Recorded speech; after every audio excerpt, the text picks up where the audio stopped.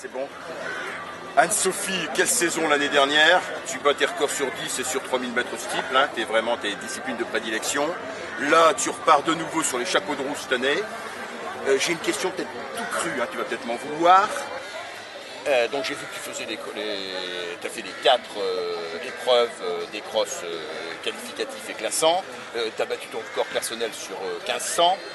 Je suis sûr que j'en oublie encore hein, dans les épreuves que tu as faites.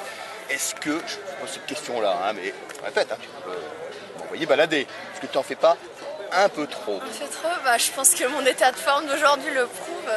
Je suis un peu en fatigue, mais bon, je sais pas, je m'en moque un peu en fait. Je cours tant que j'ai envie, parce que le jour où j'aurai plus envie, j'arrêterai. Donc tant qu'à faire, on court et puis on verra après. Après, le souci c'est la forme. Hein. Plus on en fait, plus on est fatigué. Et plus on est fatigué, moins on est performant. C'est juste un peu difficile de faire des contre-perfs comme actuellement. D'accord, parce qu'en effet, hein, je crois que ça s'est pas bien passé.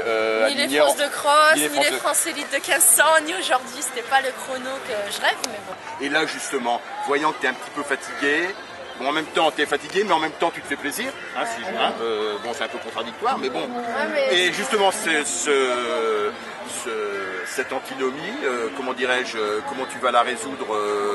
Qu'est-ce que tu vas faire maintenant? Te reposer? Non. Ou alors tu...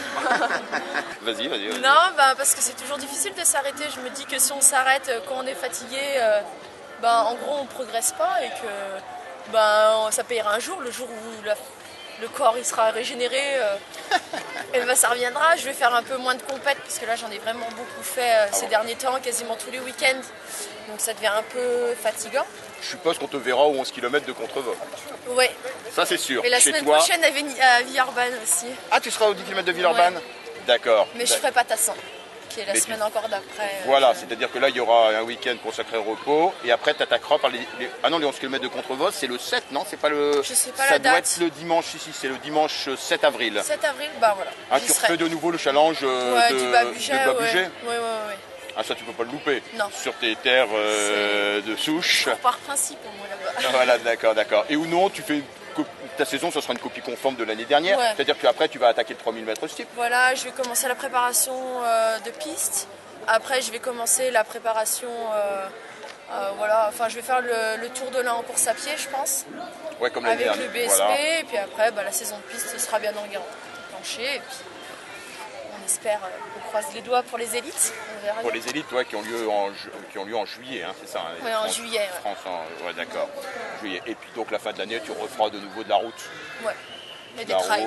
Des petits trails, hein, je pense qu'en Berrieux, on te verra en Berrieux. Voilà, la ronde des Grands Joncs, le trail du budget, les petites courses vers chez moi. Et merci beaucoup. Merci.